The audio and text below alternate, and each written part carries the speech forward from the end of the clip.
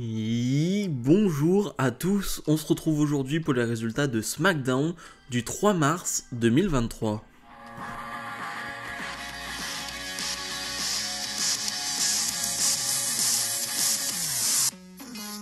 Comme d'habitude, on n'oublie pas de mettre le pouce vers le haut et de s'abonner. Je rappelle juste qu'il n'y aura pas de live aujourd'hui et je pense qu'il n'y aura pas de live pendant un petit moment. Vous l'avez vu, j'ai des petits problèmes d'internet, de connexion, donc je préfère attendre de régler tout cela et on verra ensuite. Bref, revenons au show bleu qui commence avec la Bloodline sur le ring. Roman Reigns il va demander comme d'habitude de le reconnaître en tant que champion WWE et Universal. Mais Cody Rhodes va vite arriver et va s'en suivre la première confrontation, la première promo entre Cody Rhodes et Roman Reigns, la première confrontation entre les deux qui vont faire le main event de WrestleMania. Donc on est dans un moment très important sur la route de WrestleMania. Et quelle promo! Quelle promo! Et j'ai envie de dire, c'est presque un petit teaser. C'est un petit teaser de ce qui va arriver dans les prochaines semaines. Mais j'ai adoré la manière dont ça a été fait. Je sais pas si c'était exceptionnel ou non, mais j'étais happé, j'étais à fond dedans pendant les 15-20 minutes de temps. D'ailleurs, certains ont pu se demander pourquoi on met pas cela en main event. Eh bien, c'est justement par rapport à la durée, je pense. C'est que ils ont voulu mettre ça en tout premier, comme ça ensuite, eh bien, ils allaient ajuster la longueur des matchs ou des segments qui suivaient, et non faire l'inverse, ajuster ce segment par rapport à ce qui s'est passé avant. Là, ils leur ont donné beaucoup de temps. Voilà, vous avez le temps que vous voulez, et on verra par la suite. Et je pense que c'était une très bonne idée. Bien évidemment, on va encore une fois parler du père de Cody Rhodes. Et ça tourne un peu autour de ça, mais j'aime beaucoup parce que forcément, avec Roman Reigns, il y a une histoire à raconter autour du père de Cody Rhodes. D'ailleurs, Roman Reigns qui va demander à Jimmy, à Solo, à Paul Heyman de quitter le ring parce que Cody Rhodes va lui dire « Mais tu te sens pas trop en sécurité là ?» Ok.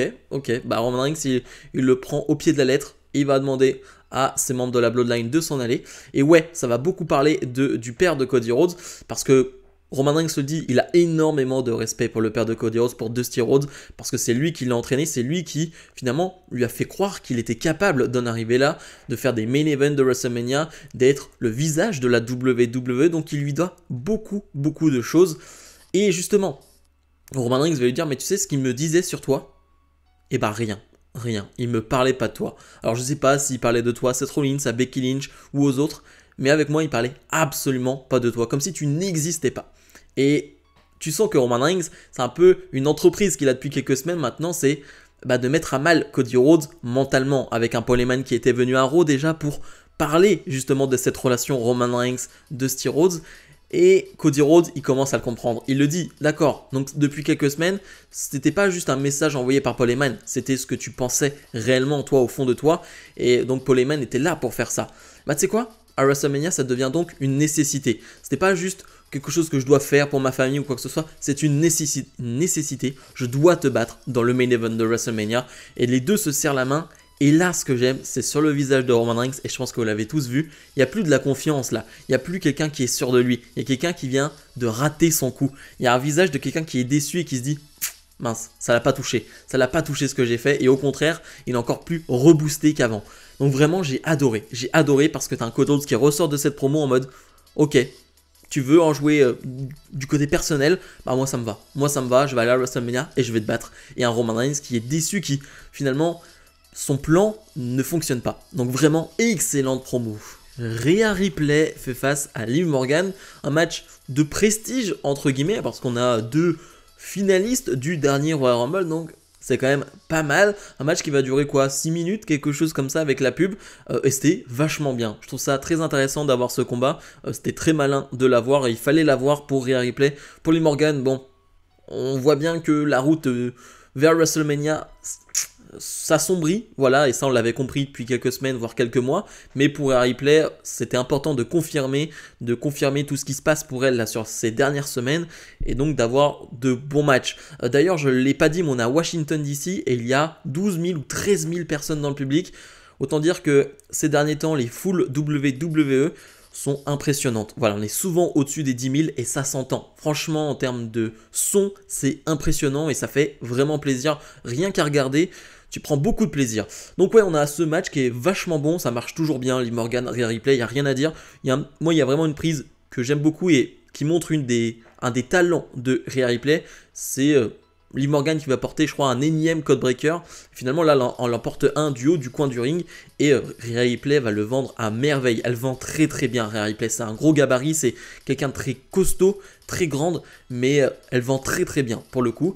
Mais donc, Rhea Ripley est beaucoup trop forte et va porter son finish et ensuite faire abandonner Liv Morgan. J'ai beaucoup aimé sa prise de soumission, est assez dévastatrice et visuellement elle fait presque peur avec ce genou sur la tête, donc je trouve que c'est plutôt très bien fait et donc une bonne victoire pour Rhea Ripley, une victoire importante. Dominic Mysterio fait face à Santos Escobar. Santos Escobar qui a clairement tourné face depuis quelques semaines, lui qui s'est allié avec Rey Mysterio et justement, il n'accepte pas le fait que Dominic Mysterio manque de respect à son père, à la légende Rey Mysterio et c'est pour ça qu'il l'a challengé pour un match ce soir, un match qui va durer 5-6 minutes. Là aussi, bon match, ça se passe très bien. Dominic Mysterio qui prend de plus en plus confiance sur le ring et surtout dans ce personnage, voilà, très agaçant de heel, mais voilà, c'est l'un des plus gros heels actuellement à la WWE, hein, que vous le vouliez ou non, c'est celui qui se fait le plus huer quasiment en ce moment. Vraiment, c'est impressionnant. À part Roman Reigns à Montréal, voilà, il y a Dominic Mysterio un peu partout où il se fait vraiment huer et ça fonctionne très bien. J'aime beaucoup sa gimmick et je trouve que c'est vraiment une très bonne trouvaille et j'espère que ça va continuer pendant un petit moment parce que j'ai l'impression que ça fonctionne et qu'il a trouvé sa voie, Dominic. Donc ouais, c'est un bon match. Je trouve que ça se passe plutôt bien. D'ailleurs, il y a un bon momentum pour Santos Escobar avec le public qui est à fond derrière lui. Donc ça doit lui faire plaisir. Hein. Je pense que c'est la première fois que le public est autant à fond derrière lui. Enfin, il y a vraiment une grosse ambiance pour Santos Escobar. Malheureusement, Dominic Mysterio va distraire un peu l'arbitre. Pendant ce temps, Rhea Ripley va porter son finish sur Santos Escobar.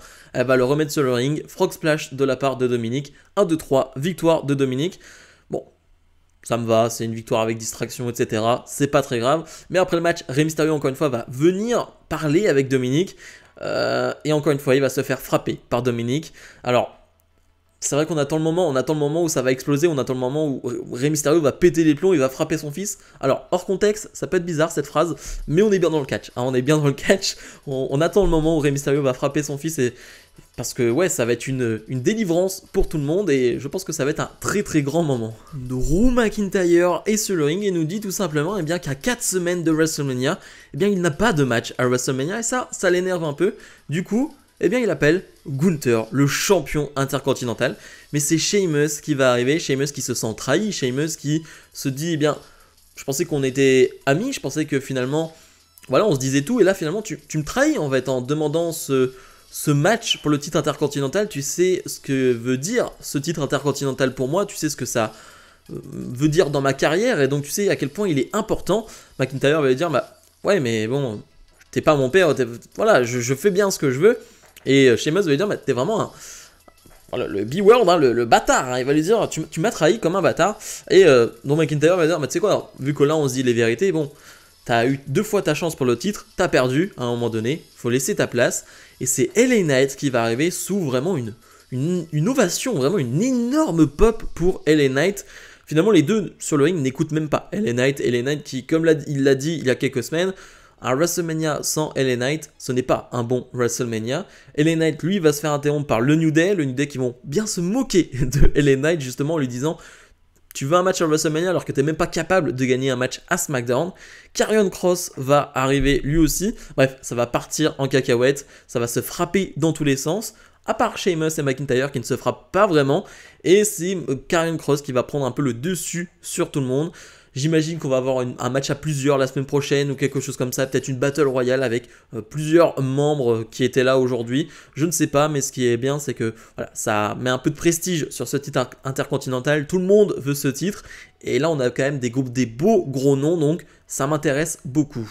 Shayna Baszler fait face à Tegan Nox. Alors, de ce que j'ai compris, Ronda Rousey s'est fait attaquer en backstage par Shotzi. Donc, du coup, eh bien, Ronda Rousey qui devait faire face à Tegan Nox, eh bien, ne peut pas combattre. Elle est blessée. Et j'ai envie de dire, bah, c'est dommage. Hein, c'est dommage parce que voir 2 matchs d'affilée de Shayna Baszler, donc 2 SmackDown d'affilée, on se retrouve avec Shayna.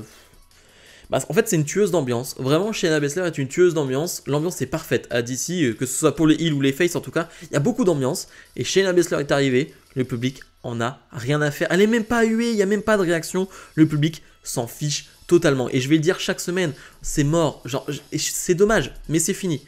Son momentum est passé depuis un moment. Et Le public ne veut pas de Shayna Baszler en heel, en face. Le public ne veut pas de Shayna Baszler et c'est comme ça.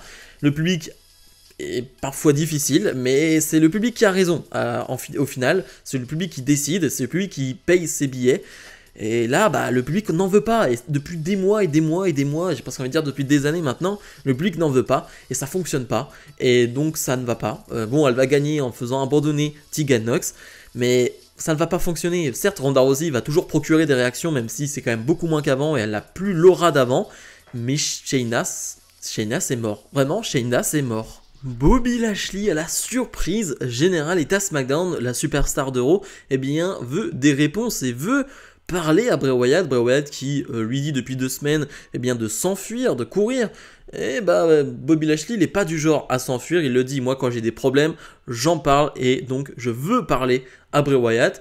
Finalement, la musique de Oncle Howdy, parce que si vous avez bien entendu, eh bien on peut faire la différence, hein. C'était bien la musique de Oncle Howdy qui retentit. Oncle Howdy va s'en prendre par derrière à Bobby Lashley, mais Lashley va reprendre le dessus et Lashley va pouvoir porter son spear, mais les lumières vont s'éteindre et Oncle Howdy, quand les lumières vont se rallumer, eh bien aura disparu.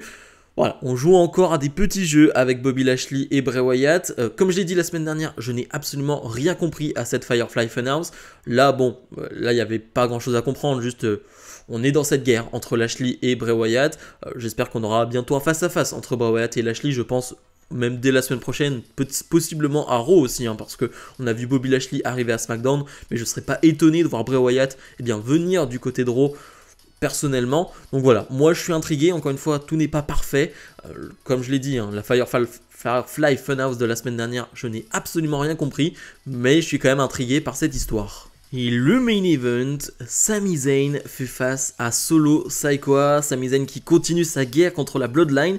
Mais avant cela, je dois revenir sur quelques segments backstage qu'on a eu entre Jimmy et Roman Reigns. Roman Reigns qui cherche encore à ramener Jey Uso dans la Bloodline. Et du coup, on a eu 2-3 segments où Roman Reigns demande des informations sur Jey, où il est, ce qu'il fait, ce qu'il compte revenir. Et il n'y a pas de nouvelles. Il n'y a pas de nouvelles et Jey n'est pas là. Et ce qui fait que dans le dernier segment, Roman Reigns va dire à Paul Heyman, la semaine prochaine, si Jey Uso n'est pas de retour dans la Bloodline lors de SmackDown, je vais pas blâmer Sami. Non, je vais blâmer Jimmy.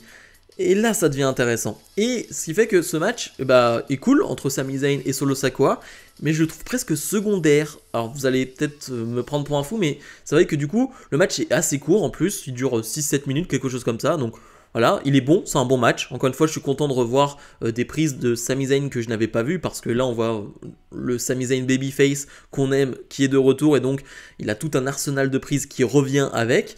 Mais du coup, le match est presque secondaire, et il se termine de manière facile. Encore une fois, une intervention de Jimmy qui permet à Solo Sikoa de remporter ce match.